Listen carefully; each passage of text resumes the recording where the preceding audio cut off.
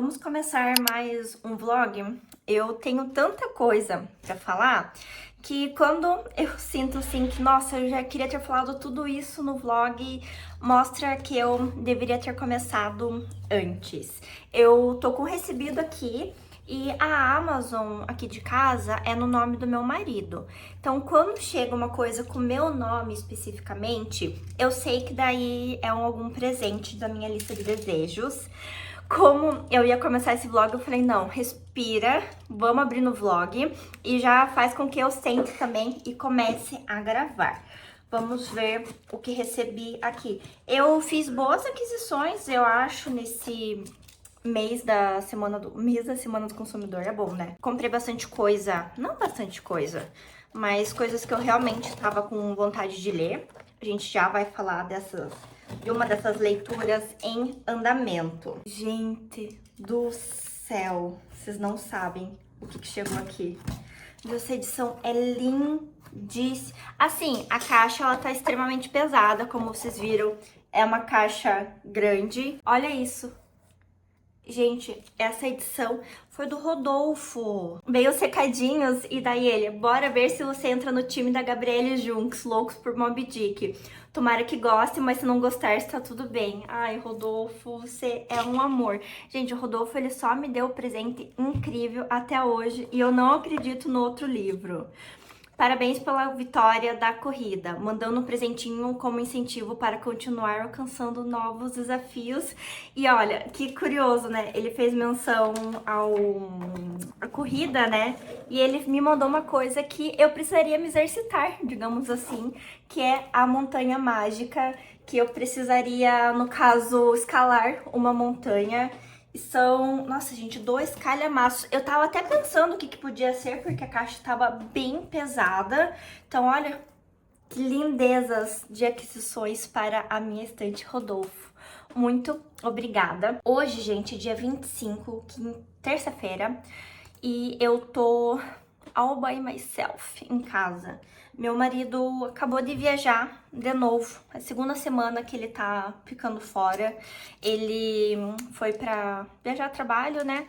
E eu confesso pra vocês que quando ele viaja, eu saio totalmente da minha rotina, me desorganizo bastante. Então, vamos ver o que eu vou conseguir fazer neste vlog por aqui. Semana passada foi uma semana bem difícil já. Eu preciso de muita rotina, assim, pra funcionar, pra existir no meu ambiente. Quero começar comentando de um livro para vocês que eu estou lendo, que a princípio será o foco deste vlog de hoje, que é o Stoner. Eu estou na página 126 e hoje de manhã eu estava na página 80. Daí eu fui lendo.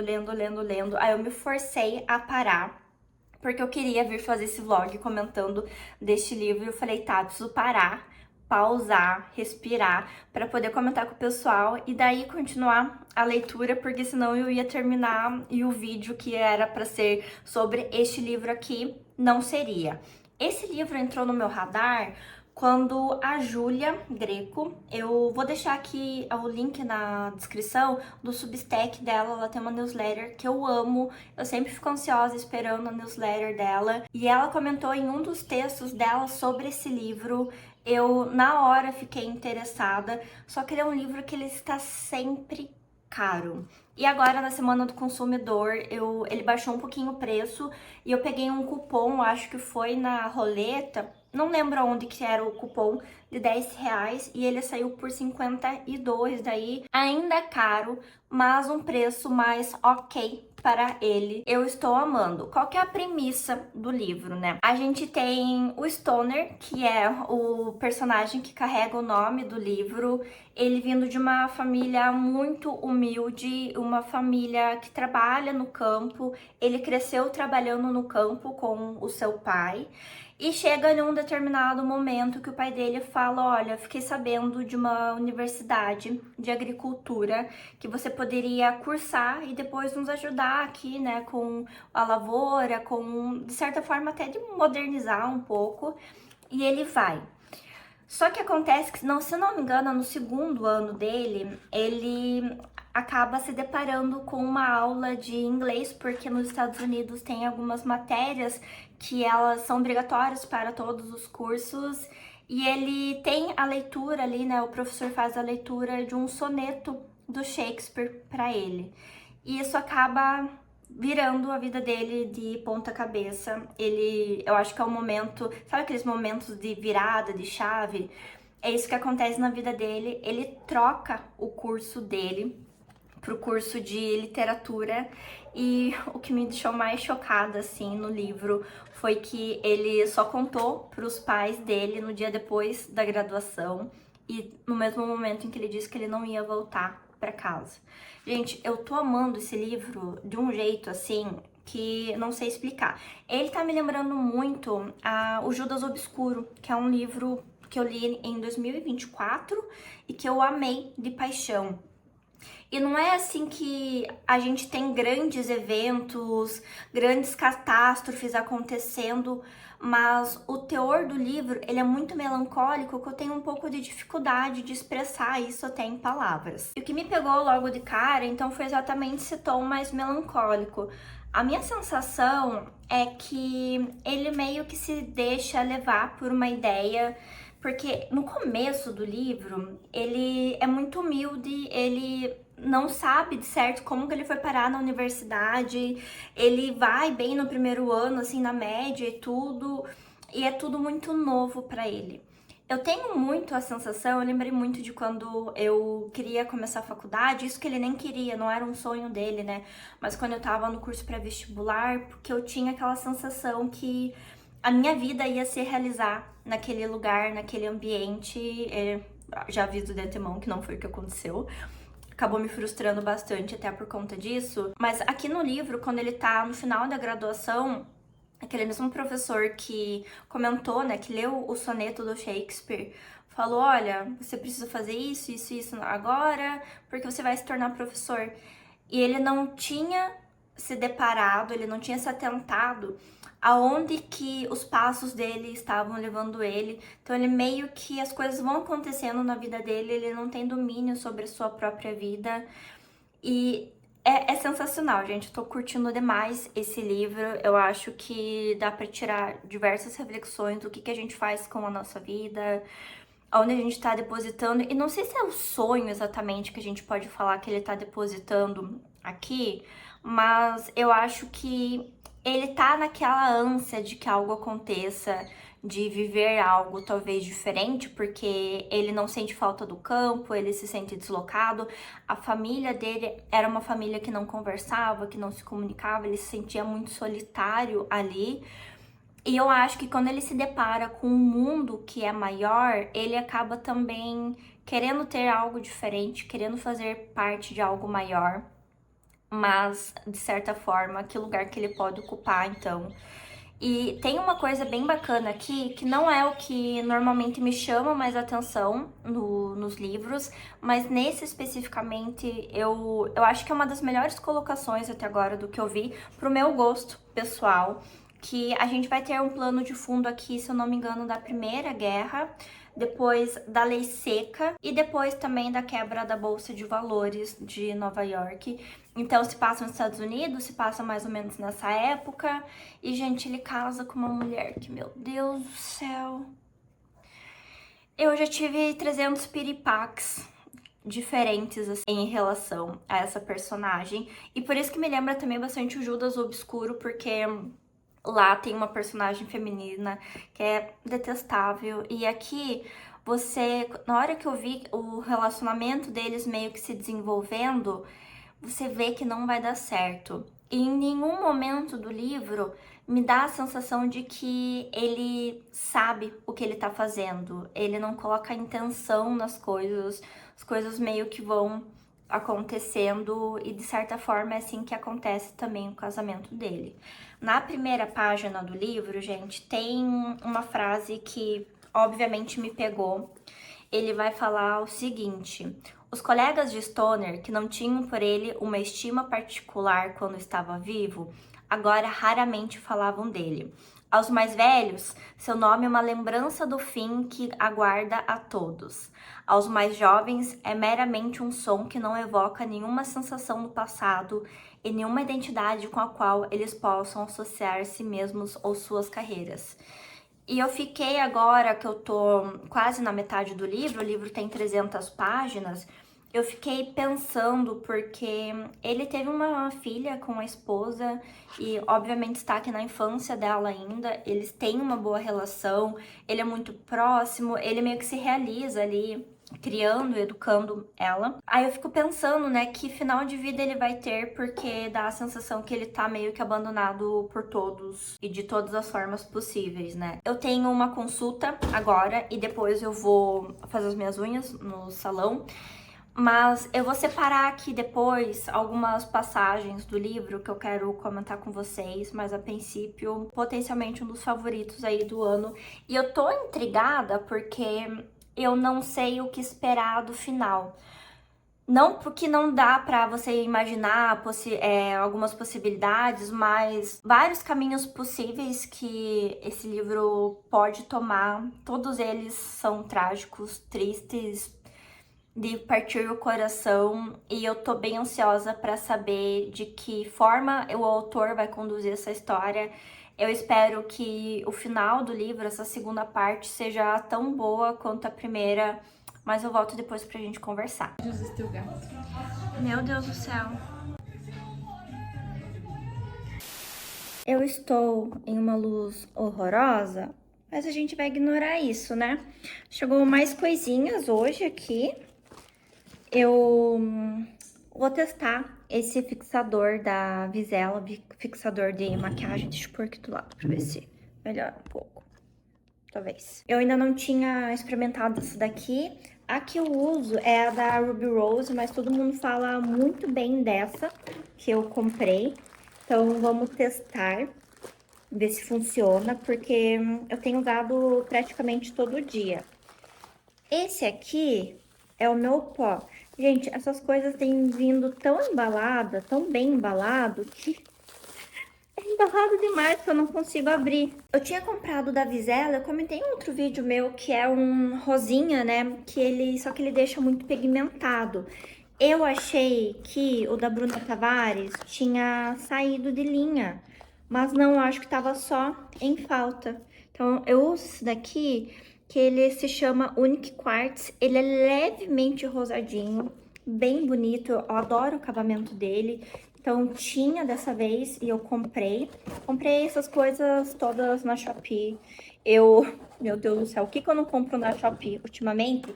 E daí eu comprei a sombra. Não dá pra ver aqui que eu tô com uma sombra roxinha, rosinha, meio luzinha. Eu tô atrás de algumas sombras do Chrome. E daí, a que eu mais queria era a da Contém Uma Grama, a Electrical, deixa eu ver aqui o nome dela certinho, a Electrical Purple. Ela é linda, essa paleta aqui de sombras, e ela tem algumas opções do Chrome. Acho que vocês não vão conseguir ver. Ai, ela é linda, mas olha só. Esse tonzinho aqui, vocês estão se vendo, esse tonzinho aqui é o que eu mais estava ansiosa. Gente, ele é lindo, deixa eu passar aqui na minha mão.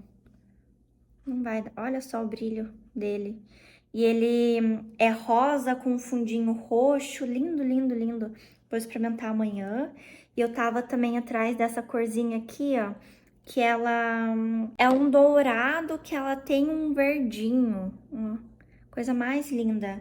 Essa paleta foi muito, muito falada. Ela ficou esgotada durante um bom tempo e voltou. Eu comprei também uma paleta da Bruna Tavares, da Disney, que tá com essa sombra aqui que eu passei hoje, que ela também é Dual Chrome. Então, tem mais um iluminador da Ruby Rose pra chegar. Eu dei uma renovada nas minhas maquiagens, porque eu tava atrás de uma sombra que eu vi uma youtuber gringa usando, e daí eu fui pesquisar qual que era, e era um iluminador da Fenty Beauty. E é R$250, né, o pequenininho. Aí eu comentei com meu marido, né, dele, mas quanto que é, mais ou menos, né, normalmente, de outras marcas. Eu falei, eu não sei, porque eu quase não compro maquiagem. A paleta de sombra, de iluminador, de contorno que eu uso hoje, uma paleta eu ganhei do meu trabalho faz uns 2 anos atrás, da Boticário, e a outra eu ganhei no ano passado do meu marido, que é aquela do Harry Potter. Elas são bem completas, mas eu nunca comprei, por exemplo, sombra, blush, contorno, nunca fui de comprar essas coisas e eu me senti. E é uma coisa que eu uso todo santo dia. Todos os dias eu faço minha maquiagem e eu me senti uma grande mão de vaca. Então, dei uma investidinha em algumas coisas que vão durar um bom tempo. E, ai, tô apaixonada nesse daqui. Ele é muito lindo, gente, muito lindo. Vocês vão me ver nos vídeos com eles, provavelmente.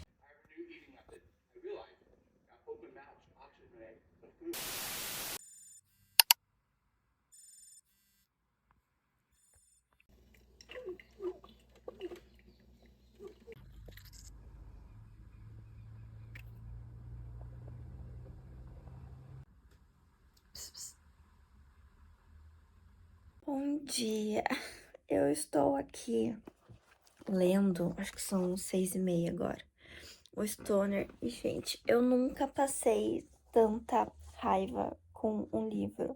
Mentira, já devo ter passado bastante raiva, mas o Stoner, ele basicamente criou a filha deles sozinha, porque a esposa sempre esteve emocionalmente distante, assim, ela meio que largou a mão da casa, da filha, e ele ficou cuidando e ele era muito, muito apegado à filha.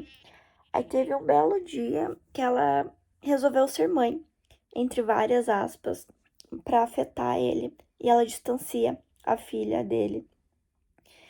Imagine o que que ele faz, né? Absolutamente nada. Eu tô tão indignada, assim, porque ele não se posiciona, ele não coloca limite, e ele só deixa, sabe? Ele é totalmente complacente. E ela, agora, nesse exato momento do livro, ele chegou da faculdade, que ele é professor universitário, e ela tinha desmontado todo o escritório dele para transformar num quarto de pintura e colocou ele num muquifo dentro da casa e ele novamente não fez nada. É muito louco como uma mulher pode destruir a vida de um homem assim. E como um homem frouxo, fraco, permite isso, porque não tem justificativa. O pai dela se matou porque ele era bancário e tudo, né? E teve a quebra da bolsa de valores. E ela voltou transformada e ela era apegada ao pai. Então dá pra pensar assim que ela quis que afastar a filha do pai para que a filha não sofresse as coisas que ela sofreu. Mas assim, não justifica em nada. E, gente, ele não fala nada, meu Deus do céu. Ele não se separa, ele fica ali naquela situação. Eu tinha falado mais cedo, né, que ele era muito próximo da filha. Eu não entendi por que que ele morreu praticamente sozinho. Agora eu tô entendendo. Olha só. Mas o solário, que é onde ele tá ficando, é muito pequeno e ele não conseguiu organizar seus livros em nenhuma ordem. E não havia espaço nem para a mesa, nem para o sofá que ele tinha no escritório, então guardou os dois no porão. Era difícil aquecer o solário no inverno, e no verão o sol bateria através das vidraças que encerravam o solário, de modo que seria praticamente inabitável. Ainda assim, trabalhou lá por vários meses. Conseguiu uma escrivaninha e a utilizou como mesa, e comprou um aquecedor por indução portátil para mitigar um pouco o frio que à noite se infiltrava pelas finas frestas das tábuas externas. À noite, dormia enrolado em um cobertor no sofá da sala de estar, porque ele já não divide o quarto com a esposa faz algum tempo. Eu tava até falando com meu marido, indignada com o livro. E ele falou, "Não, mas amor, as pessoas aceitam cada bosta, assim, nos relacionamentos. Eu não consigo admitir que uma pessoa se permite, né, estar em uma situação dessa. Eu, eu dei uma parada na leitura de tão indignada que eu estou. Gente, parece piada isso daqui. Depois de alguns meses de uma paz relativa, ainda que desconfortável, ele começou a encontrar, quando voltava da tarde da universidade, cacarecos e utilitários domésticos descartados, abajures quebrados, tapetes espalhados, pequenos baús e caixas de bugigangas deixados negligentemente no cômodo que agora servia como seu escritório. Está tão úmido no porão, Edith disse, que eles iam estragar. Você não se importa se eu deixar eles aqui por um tempo, se importa? Ela tá fazendo de depósito o escritório dele. Gente, isso daqui é Gregor Samsa. Justiça por Gregor Samsa. Continuei a leitura do livro aqui, gente. Esse livro tá quase me fazendo fisicamente mal. Eu tô tão, mas tão angustiada que vocês não têm noção, assim. Difícil um livro fazer isso comigo. Teve uma situação agora de um aluno dele que ele reprovou e meio que teve retaliações, assim, sabe, por conta disso em relação à carreira dele. E eu tô assim, ai meu Deus do céu, porque ele não se posiciona em casa, ele não se faz presente, ele não se faz ouvido.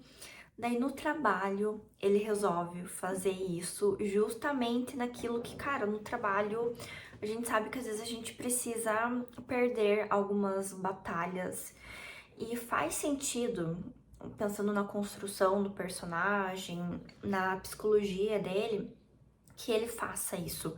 Porque se ele não consegue fazer isso em casa, ele precisa ter essa possibilidade em algum outro lugar, ele precisa extravasar isso de qualquer jeito. E lembrando do começo do livro, que na primeira página aqui do livro fala assim: os colegas de Stoner, que não tinham por ele uma estima particular quando estava vivo, agora raramente falavam dele. Aos mais velhos, seu nome é uma lembrança do fim que aguarda a todos. Aos mais jovens, é meramente um som que não evoca nenhuma sensação do passado e nenhuma identidade com a qual eles possam associar a si mesmos ou suas carreiras. Então dá essa sensação assim que ele vai ser apagado de algum jeito. E é muito louco porque, como eu comentei, no espaço onde ele não poderia fazer isso é onde ele resolve fazer isso. E a gente tá agora nesse arco da universidade, de como isso vai se organizar.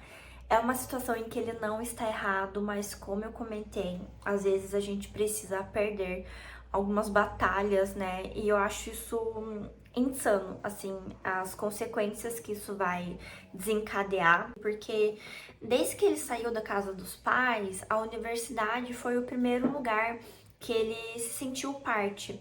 Lembra que eu tava contando da esposa dele, né, que tava escanteando ele dentro da própria casa? Por conta disso, ele acabou desistindo de publicar, de escrever um livro, o segundo livro dele, e ele vai desistindo de várias coisas e o que ele deveria desistir, ele não desiste.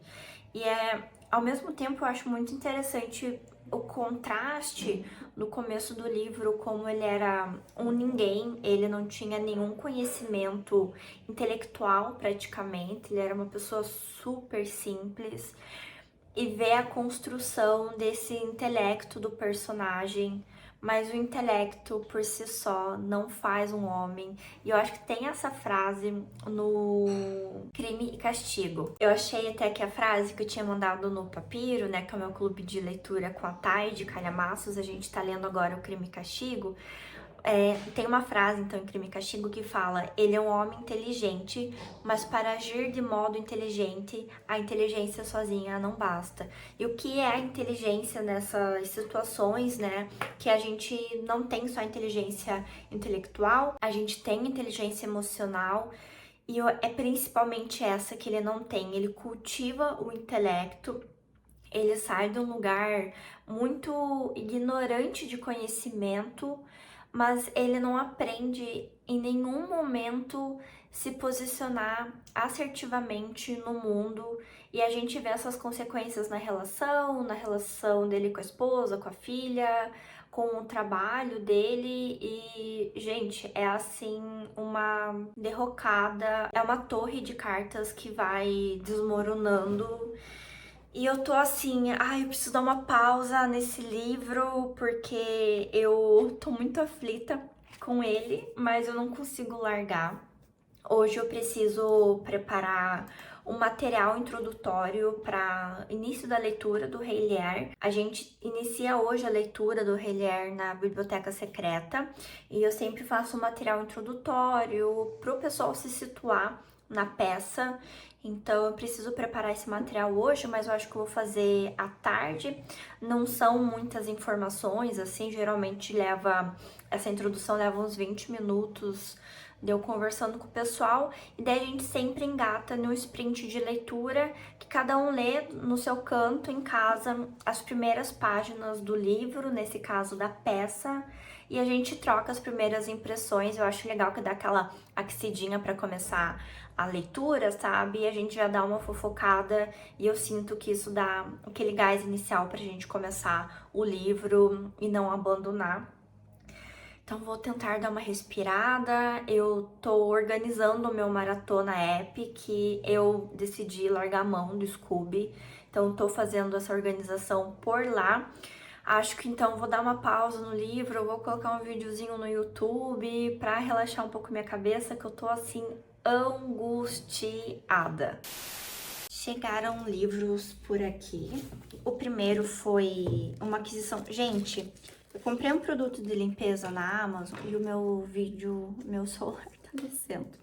Eu comprei um livro e um produto de limpeza. Eles não enviaram dentro da mesma embalagem, tipo, não foi dentro da mesma caixa, sabe? Que, ok, foi dentro daquele saco plástico, sabe?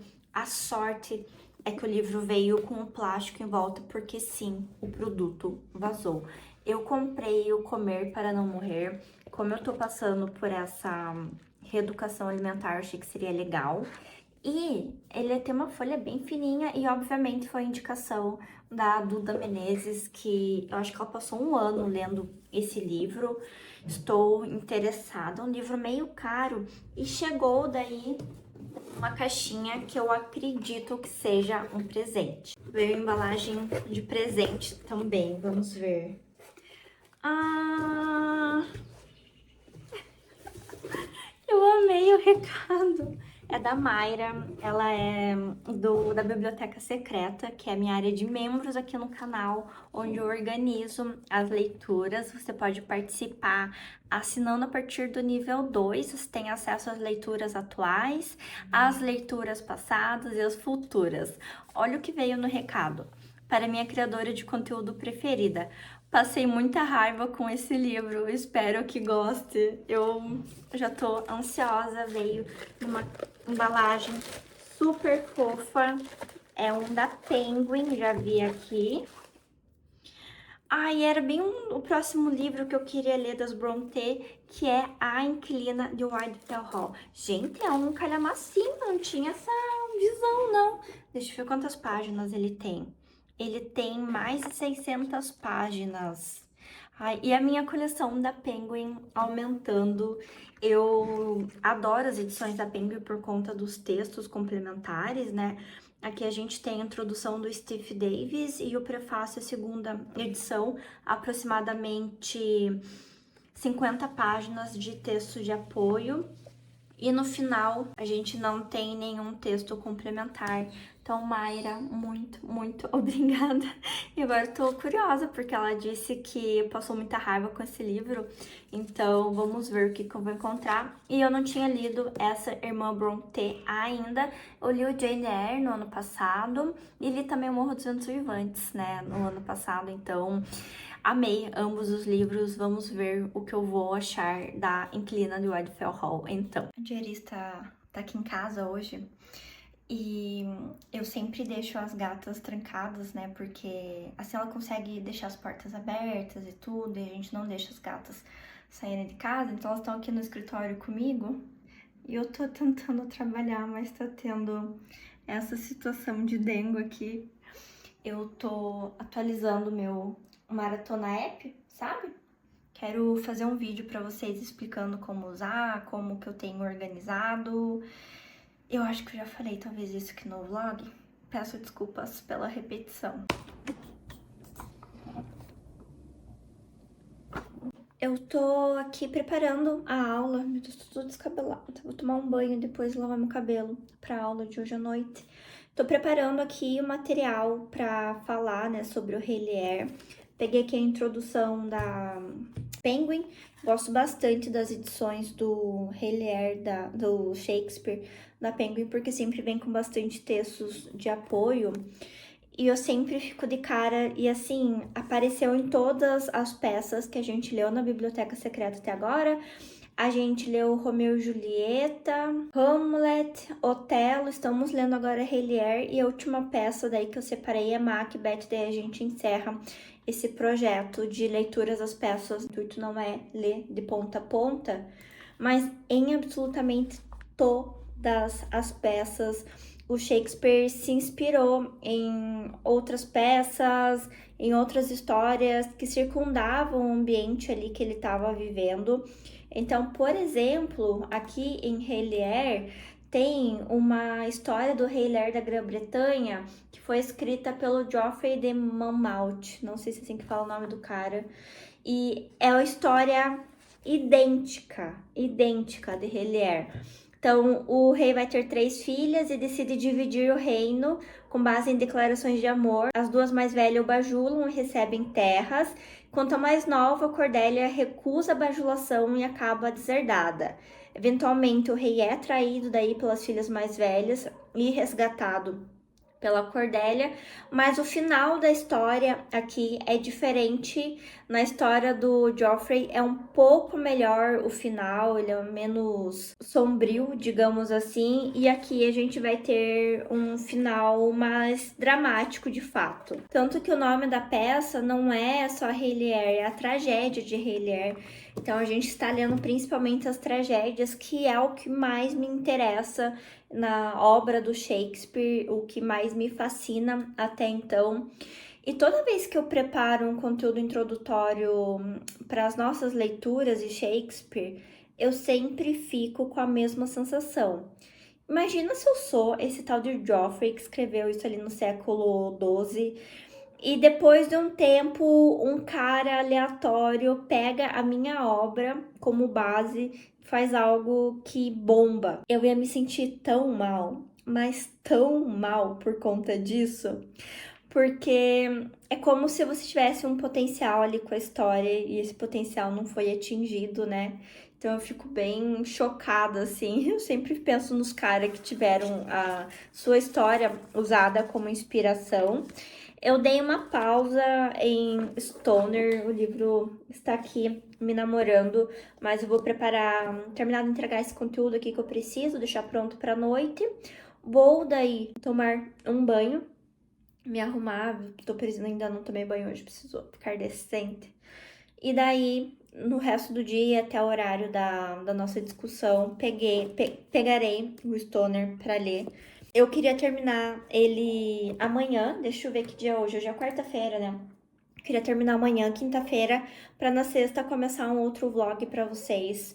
Eu tenho ainda, ele tem 300 páginas. Eu tenho 120 páginas, super tranquilo.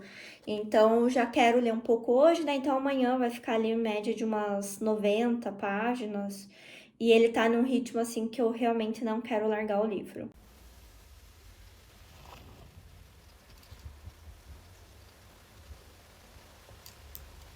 Tô aqui no, não sei que turno já, de leitura do Stoner hoje. Eu acho que terceira vez que eu tô lendo no dia. Eu já tomei um banho, porque a gente vai ter a live daí pra Biblioteca Secreta. E daí, enquanto não começa, eu vim ler Stoner. Gente, e ele chegou naquele momento fatídico da vida, que ele se questiona se a vida valia a pena ser vivida e se algum dia valera. E eu acho que essa parte, na página 193, eu grifei o parágrafo inteiro. Deixa eu ver se eu consigo mostrar pra vocês. Ó, metade da página é grifado. Eu acho que é uma das partes mais bonitas do livro, assim. Que ele se encontra com a sua melancolia, que ele se encontra com aquele sentimento de deslocamento que ele sempre sentiu e que ele considera que o conhecimento que ele adquiriu, né, aos longos dos anos na faculdade, acabaram só deixando ele mais inteligente e mais apto para perceber a tristeza da sua própria vida.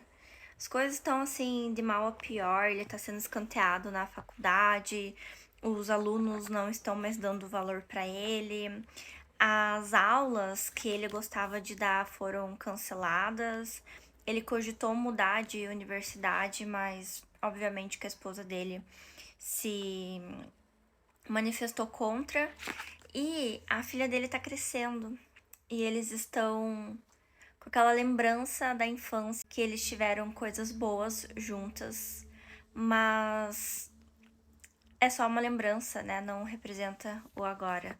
Eu estou na página 193, estou aqui com uma gatinha tomando banho. Vocês sabem que... Deixa eu mudar aqui pra ver se melhora essa luz. Mas vocês sabem que quando as coisas margeiam, o deserto dos Tártaros me pega de um jeito muito especial, né? A universidade é o forte do Drogo. Ele tá vivendo por uma coisa que não existe. Ai, gente, que tristeza, que tristeza. Ele falou agora de uma experiência meio que extracorpórea que ele teve, assim, muito cansado no final de um dia de trabalho, nevando, e é como ele se visse fora dali, e ele fala muito da construção em volta dele, e aquele lugar vai ser o caixão dele, certeza. E aquele professor que leu o soneto do Shakespeare lá no começo, ele morreu dentro da universidade, né? Que triste. Meu Deus, gente. Eu tô me segurando aqui pra minha voz não embargar, pros meus olhos não encherem de lágrimas, porque muito triste, assim, você ver as pessoas fazendo isso com as próprias vidas, assim, não tomando a rédea. E eu não digo tomar a rédea no sentido de mudar as coisas, de você iniciar uma nova profissão do zero, você, sabe, não é uma revolução, mas o quanto que a gente consegue fazer isso com pequenas ações no nosso dia a dia que vão representar um futuro mais coerente com aquilo que a gente quer viver, ou menos destrutivo, e que a gente não cause pra gente mais danos do que a vida em si já causa. E eu tava conversando com a Thay ontem sobre isso, sobre alguns eventos da minha vida, e ela tava dizendo assim, né, que ela admirava a forma como eu via algumas coisas que aconteceram. E eu comentei que o grande ponto da minha terapia no momento é eu não perpetuar os traumas, as coisas que me marcaram, que me machucaram. E eu acho que a gente às vezes fica carregando as correntes, né, do que aconteceu com a gente, muito como o Scrooge de uma canção de Natal do Dickens, como um amigo dele, né, que faleceu. Mas ele não tá fazendo isso assim, sabe? Ele não tá tentando fazer diferente, ele assume as brigas. E eu não acho que as pessoas precisam corromper os seus valores, assim, sabe? Mas eu acho que nos momentos em que ele se permitiu ser levado pelo orgulho, eram justamente os momentos em que ele não deveria. Isso teve sérias repercussões na vida dele. E ele tá sendo levado, ele tá enclausurado, ele tá cada vez mais fechado dentro de si. E daí você vê o questionamento que ele faz de que se a vida vale a pena ser vivida. Eu tô achando que ele tá começando a flertar com alguns pensamentos de dar fim à própria vida. E eu tô achando que muito em breve eu apareço nesse vlog aqui chorando com o fim. Vamos ver se isso vai acontecer, se minha predição está correta.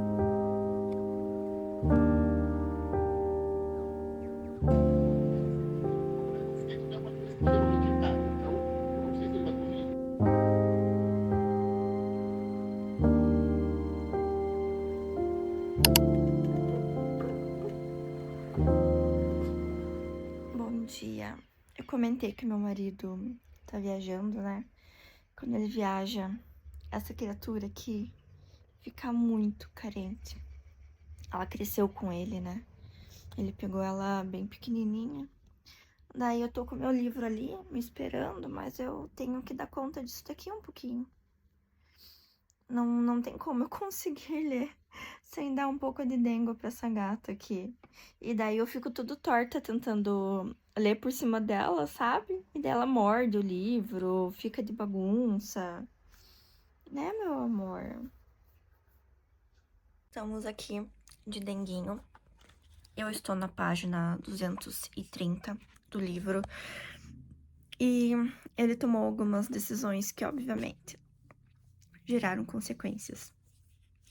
E me incomoda, assim, que nessa parte do livro, eu não quero comentar especificamente o que acontece, porque caso vocês queiram ler o livro, eu acho que essa parte é interessante descobrir por conta, mas em todo momento ele fala assim: ah, eu não imaginei que isso ia acontecer, ah, eu não esperava que tal pessoa fizesse isso, ah, eu não contava com isso, e não é uma inocência necessariamente, e é uma ignorância barra burrice, assim, de fato não conhecer as pessoas, de não contar com as consequências dos seus atos e de esperar a bondade de pessoas que não têm que ser bondosas, não tem nenhum tipo de obrigação em relação a ele. Ai, eu tô sendo requerida aqui.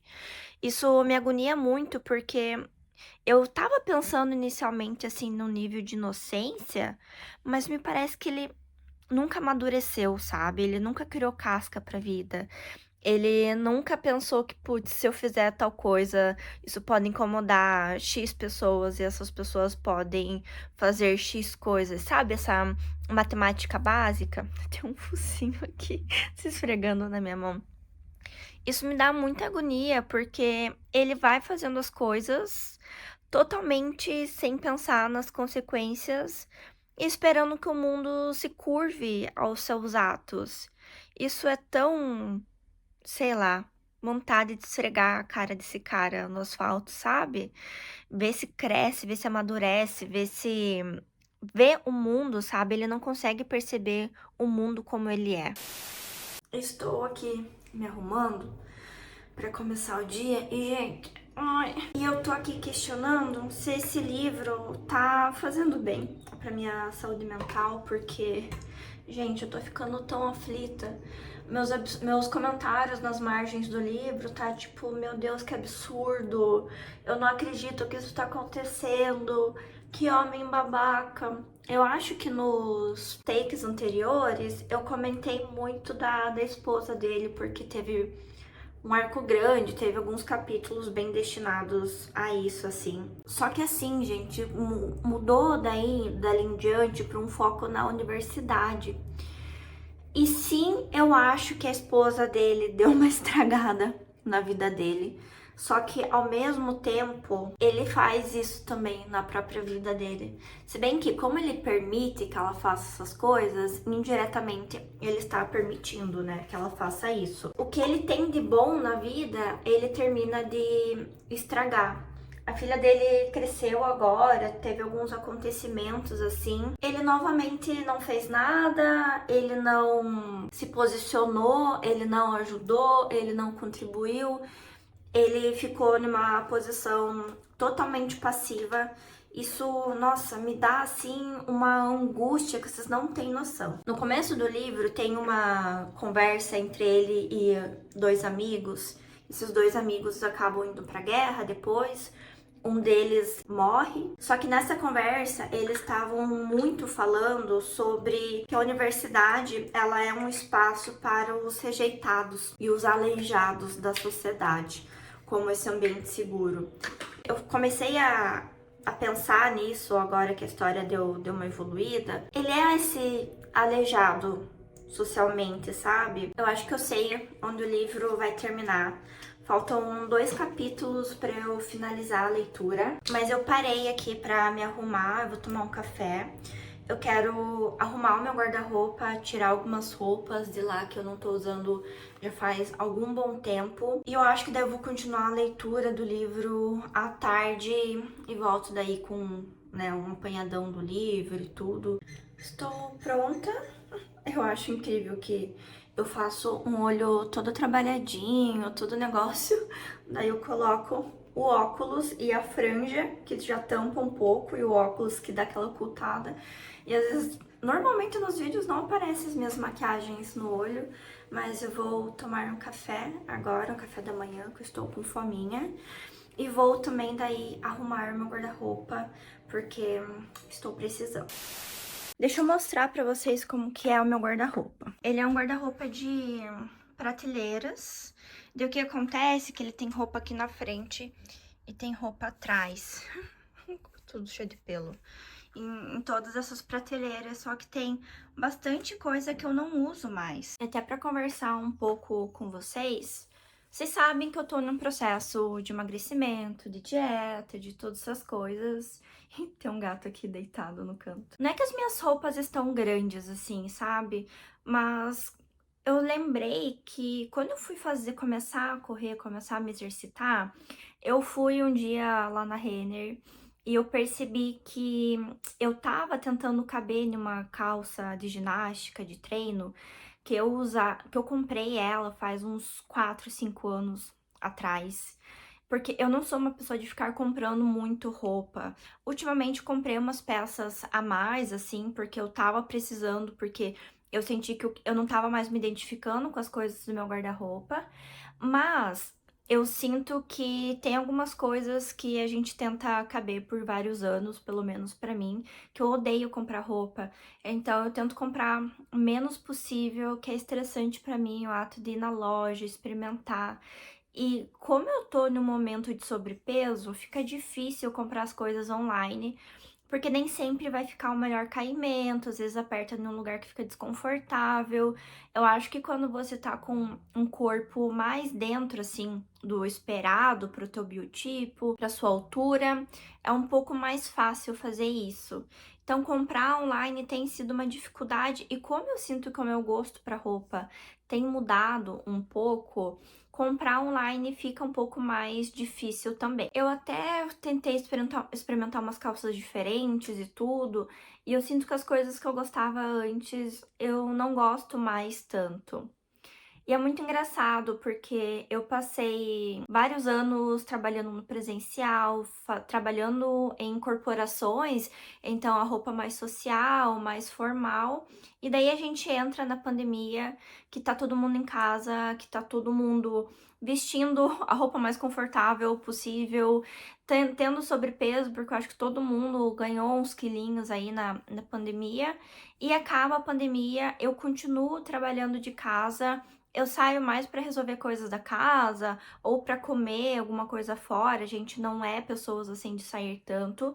Então eu não tenho mais roupas de festa, roupas pra sair à noite. E isso fez com que as roupas que eu tinha não se enquadrassem mais no estilo de vida que eu tenho. Eu acho que tem um outro aspecto também, que eu durante muito tempo tive aquela sensação assim que eu tinha que usar roupas de uma mulher adulta. Vocês veem nos vídeos que eu normalmente tô de camisetinha assim, eu tenho camiseta estampada, eu percebi que eu adoro essas roupas assim, só que tudo que você vai ver de moda, de pessoas aconselhando mulheres adultas a se vestirem, você vai acabar caindo numa alfaiataria, numa camisa de botão. E eu tenho essas roupas aqui, mas não são roupas que fazem mais sentido para até onde eu moro, assim. Eu moro numa cidade menor, o estilo de vida, a rotina das pessoas é totalmente diferente. Quando a gente sai no final de semana, não é para lugares extremamente badalados. Eu acho que sim, é importante ter umas roupas um pouquinho mais arrumadinhas. Eu acho que eu tô me descobrindo nesse sentido, do que é mais coerente com a minha vida agora. E cada vez mais aceitando que eu sou uma pessoa autista, que eu não vou me enquadrar nos padrões que muitas pessoas se enquadram, que eu tenho dificuldade com muitas texturas de roupa. Então essas roupinhas assim que são mais de malhinha são muito mais confortáveis confortáveis pra mim, não me incomoda, não me aperta, não me belisca, não me coça. Tem muita roupa, eu tenho uma camisa, por sinal, aqui, que eu vou ver pra tirar ela do guarda-roupa, que o tecido dela me pinica toda, assim, e ela é extremamente desconfortável pra usar, e eu não tenho conseguido usar ela exatamente por conta disso. E antigamente eu normalmente me forçaria, porque é uma roupa de mulher adulta, e eu acho que é importante a gente olhar mesmo assim pro nosso guarda-roupa para que ele represente quem a gente é. E não é porque eu uso uma blusa assim como essa básica que eu sou mais ou menos uma mulher adulta. E é algo que eu tô aprendendo a pensar. Então a meta é tirar o que eu não uso há pelo menos 6 meses do guarda-roupa, tirar o que me incomoda, o que me deixa desconfortável, coisas que estão há muito tempo também, que não me representam, tem coisas que eu não uso, assim, tem coisa que eu nunca usei. Então, eu sei que eu ainda vou perder um pouco de peso, essa é a meta, e também algumas coisas deixem de fazer sentido pra mim por conta disso. Mas, pro agora, eu acho que é importante, talvez daqui 6 meses eu faça esse processo de novo.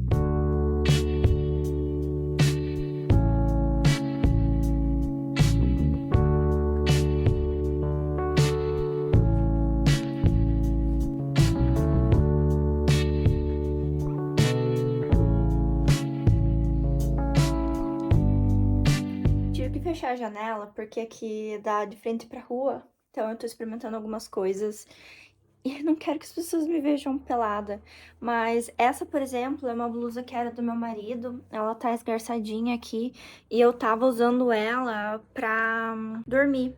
E o que eu fiz foi comprar daí 2 pijamas na Shopee. E é muito engraçado porque eu nunca fui uma pessoa muito vaidosa, assim, sabe? Eu acho que eu tô me tornando nesse último ano uma pessoa vaidosa. Eu nunca tive pijama, no máximo eu tenho pijama de inverno que é quente. E fazer esses pequenos cuidados, ter uma roupinha mais confortável, mais bonitinha pra dormir, tem afetado aí significativamente a minha autoestima e como eu me vejo, me sentir menos mulambenta, sabe? Terminei, ficou bem mais tranquilo. Até sobrou toda essa prateleira aqui. Na parte de trás aqui tá completamente vazio. Aqui eu deixei as minhas blusas de frio. E essas são as blusas mais fininhas de frio. Eu vou precisar comprar mais esse inverno. Aqui são as roupas que eu uso no meu dia a dia pra gravar, essas coisas assim, pra sair. Aqui eu coloquei daí meus pijamas e as roupas de treino. Não vou abrir as gavetas, porque roupas íntimas. Dei uma boa limpada, ficou toda essa pilha aqui. Eu entrei em contato com a igreja daqui, que tem uma comunidade da igreja da Nossa Senhora Aparecida bem grande. Eles aceitam doação, então eu vou fazer agora um segundo filtro nessas roupas do que eu preciso jogar fora, porque tá furado, tá muito ruim assim, que não dá pra alguém usar. E daí pra lavar as roupas que vão de fato pra doação, que daí eu entrego limpinho, cheirosinho, tudo organizado já pra eles. Faltam 9 páginas pra terminar, mas eu tive que dar uma pausa pra respirar, assim, porque olha, é triste ver a que ponto chega a vida em certas pessoas e eu tô manchando a minha maquiagem. Eu acabei de terminar o livro, minha maquiagem tá toda borrada e uma das melhores descrições, assim, de uma pessoa nos seus últimos dias de vida. E eu preciso agora respirar um pouco, tomar um ar, terminar de fazer as anotações no livro e eu volto pra fazer um fechamento do que eu estou pensando. Ok, estou pronta para falar do livro, com a maquiagem meio borrada ainda, meio sem maquiagem no nariz porque eu tava chorando, né? Eu respirei, fui tomar um café, assisti algumas resenhas também no YouTube. Sempre gosto de fazer isso, principalmente quando eu termino um livro. fiz as minhas marcações aqui, porque o que eu tenho feito nas últimas leituras é fazer a leitura fazendo a marcação à caneta. Eu acho que vocês já devem ter visto. Tem um vídeo aqui que eu falo como que eu anoto os meus livros. Vou deixar aqui na descrição para vocês. Mas, ó, eu anoto primeiro de caneta. Eu uso aquela caneta da Pentel. E depois, quando eu tô passando daí nessa segunda leitura, eu destaco daí em marca-texto aquilo que é mais importante. Aí eu tenho uma hierarquia, só a caneta preta, depois a caneta preta com marca-texto, depois a caneta preta com marca-texto e essa flag, e por último a caneta preta com marca-texto com a flag e com esses papeizinhos maiores aqui que são normalmente as minhas partes preferidas do livro. Confia que dá certo, na minha cabeça funciona. E, gente, eu amei o livro, 5 estrelas, favoritado. Eu tava fazendo algumas anotações aqui para conversar com vocês. E eu fui pesquisar um pouco sobre a vida do autor e isso foi uma das coisas mais interessantes, assim, que eu achei. Ele nasce em 1922 e falece em 1994, o ano que eu nasci. Ele também foi professor e ele serviu ao exército. Além disso, ele também veio de uma cidade de interior, de uma família humilde. Então, para mim, ele até tem alguns lugares que falam que tem uma inspiração autobiográfica, mas para mim, ele conta a história não de quem vai para a guerra, não de quem vai para o combate, mas de quem fica. Quando ele volta, né, ele termina de servir o exército, ele se torna professor e eu achei isso muito legal, assim, de perceber como isso vai influenciar na obra, porque aqui a gente vai ter sempre esse plano de fundo histórico no livro e é muito do olhar de quem fica e tem esse contraste com as pessoas que estão voltando do combate, isso é bem legal. Algumas discussões possíveis. Tem uma possibilidade da gente falar da esposa dele, que ela teve uma depressão pós-parto. Só que eu não sei se é bem por aí, sabe? Ela pode ter tido, quem sou eu para dizer não, mas o abandono familiar que ela submete o marido e a filha ao longo de diversos anos, assim, eu acho que ela meio que requer a filha de novo quando ela tem ali uns 5 ou 6 anos, até então ele estava criando ela sozinha, né? E ela podia estar também depressiva depois, mas não justifica nem com as ações que ela vai tomar depois. Então, eu acho que é meio delicado falar sobre isso. Tem uma discussão aqui que eu não sou estudiosa da área, então eu até mandei mensagem pra Fer perguntando se ela já leu esse livro.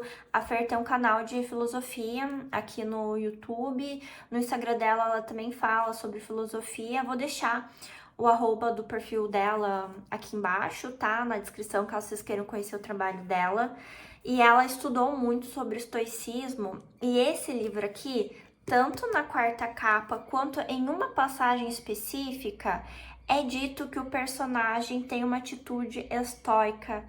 E, gente, pra mim, tudo que ele não é estoico. Novamente, eu não tenho grande conhecimento da filosofia, mas pelo pouco que eu sei, você se entregar para a vida, não tomar a rédea das situações, não lidar com os problemas que estão acontecendo, deixar a vida te levar, você ficar naquele marasmo e permitir que pessoas ao seu redor se machuquem pela sua falta de ação, não é estoicismo. Posso estar totalmente errada, deixem aqui seus comentários caso vocês tenham lido a obra e qual é a reflexão de vocês sobre esse aspecto do estoicismo que aparece, mas para mim ele se aliena dentro daquele mundinho dele, e isso para mim é muito complicado de dizer que é estoicismo, porque se você se fecha num casulo e tudo que tá ao teu redor você isola e você não tenta se relacionar, ele se aliena até pelo aspecto da guerra. Tem uma parte que ele fala que ele sabia que a guerra estava acontecendo ou estava em iminência de acontecer, mas que para ele parecia uma coisa muito utópica de acontecer e pensar, e ele não pensava muito sobre isso. Então, assim, acho difícil ir por esse caminho. Aqui a gente vai ter a história de um homem ordinário. A gente não tem um herói, a gente não tem um anti-herói. E eu acho que isso pode fazer com que algumas pessoas tenham dificuldade de se relacionar com o livro, porque a gente não tem grandes acontecimentos.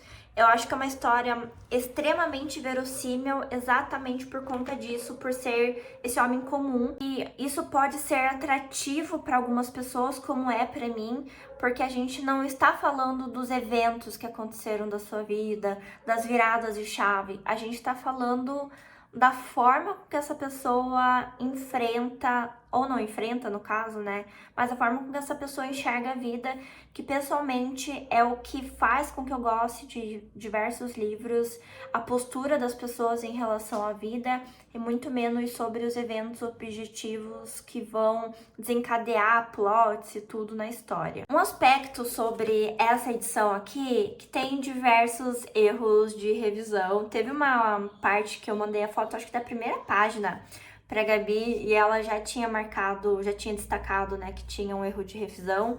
No final do livro, especificamente, tem uma frase que eles inverteram a ordem das palavras. Eu tive que ler, daí eu pensei, bom, será que isso daqui faz sentido? E eu que não tô entendendo. Li, não, a frase estava escrita errada. Eu vi alguns vídeos no YouTube falando sobre a edição da Rádio Londres, que é uma edição que a gente só encontra em sebo agora. A primeira edição dela diz que tinha muitos erros de revisão e eles lançaram uma segunda edição que eles disseram que corrigiram os erros. Eu não tenho as edições para comparar, mas por um trecho que eu vi uma pessoa lendo de um parágrafo aqui, especificamente do último parágrafo do livro, eu vi que a tradução é ligeiramente diferente também. Como é a edição que eu tenho disponível, eu não consigo comparar, sentir o que é mais fluido, o que não é, então eu fico aí só com esses adendos. Sei que algumas pessoas não gostam dessa capa, eu pessoalmente gosto, porque me remete muito àquela imagem que a gente tem, ou pelo menos eu tenho, daqueles cartazes que as pessoas faziam recrutando os homens para a guerra. Então, eu acho que faz sentido, assim, com esse momento que os Estados Unidos estava passando. É, para mim, um livro que faz muita relação com a história do Drogo, do Deserto dos Tártaros, de Judas em Judas Obscuro e a morte do Ivan Illich. É um livro que no final ele vai falar sobre os dias finais, né, desse personagem. Isso não é spoiler, porque no primeiro parágrafo do livro a gente já sabe que ele vai morrer. E a forma com que é descrito isso, achei tão visceral, assim. E foi a parte daí que fez eu me emocionar, que eu parecia aqui antes chorando. Mas eu confesso que eu acho que o Drogo em O Deserto dos Tártaros teve um final um pouquinho mais digno. E é o tipo de livro que vai fazer a gente refletir sobre legado, né? O que a gente deixa, o que a gente constrói ao longo da vida, que marca a gente vai deixar no mundo. E eu nunca penso assim que tem que ser, meu Deus do céu, você proporcionou a paz mundial, mas os pequenos atos, ou ainda você não gerar dano, sabe? Você não perpetuar traumas nas outras pessoas, você não gerar mal pra ninguém. Eu acho que esse já é um ótimo legado pra se fazer. Não é o que acontece. O desfecho da relação dele com a filha dele, assim, é de partir o coração. Eu acho impensável o que ele fez, ou o que ele não fez nesse caso para essa relação, e tem um final assim que é o final que eu acho que é tão real. Eu consigo ver isso acontecendo em tantas famílias que eu acho que é por isso que incomoda também, sabe? Não é uma coisa tirada da nossa imaginação, algo extremamente abstrato, fantasioso, imaginativo. Não é algo palpável, sabe? E eu acho que é legal comentar que tem várias coisas, gente, que eu poderia comentar, mas eu não quero estender mais ainda esse vídeo. Mas tem uma parte que ele tá conversando com dois professores e um dos professores fala que o Stoner é um Don Quixote sem o seu Sancho. E eu achei isso muito interessante, porque na história do Don Quixote, o Sancho, ele tem a conexão com a realidade, enquanto o Don Quixote está alienado. Então, ele tem aquele contraponto de um personagem que está tentando chamar ele à razão e que tá protegendo ele em diversas situações também. E aqui não é o que acontece porque ele não tem o seu Sancho, ele é só esse Don Quixote. E eu acho que se você conhece minimamente a história do Don Quixote, você pensar no Stoner como uma representação desse Don Quixote, eu acho que já dá pra entender um pouco assim da atmosfera do livro também. Eu adorei essa referência, assim, eu acho que me situou muito mais na história e acabou contribuindo para eu construísse a imagem que eu tenho desse personagem, das suas decisões, da sua psique, enfim. E, gente, acho que é isso. Livraço, 5 estrelas, favoritado. Com certeza estará nas melhores leituras desse ano. Agora eu vou me organizar aqui para receber meu marido. Ele está voltando de viagem, ainda bem, e depois vou preparar uma jantinha pra gente. Se você assistiu até aqui, meu muito obrigada. Agradeço, como sempre, os membros da Biblioteca Secreta que me acompanham em leituras sensacionais e que me dá vontade de fazer vocês lerem Stoner comigo de novo. E eu espero vocês no próximo vídeo. Quero ver se eu deixo um take também do meu marido chegando aí em casa.